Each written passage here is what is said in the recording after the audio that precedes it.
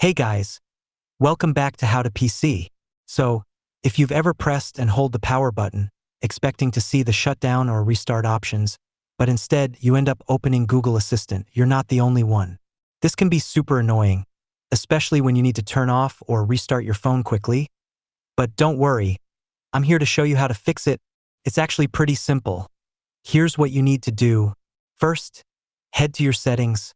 Now, in the search bar at the top, just type in power button.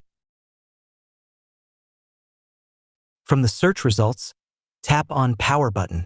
Next, you'll see an option for press and hold power button. Change that from digital assistant to power menu. And that's it. Now, when you press and hold the power button, you'll see the proper power menu with the restart and shutdown options.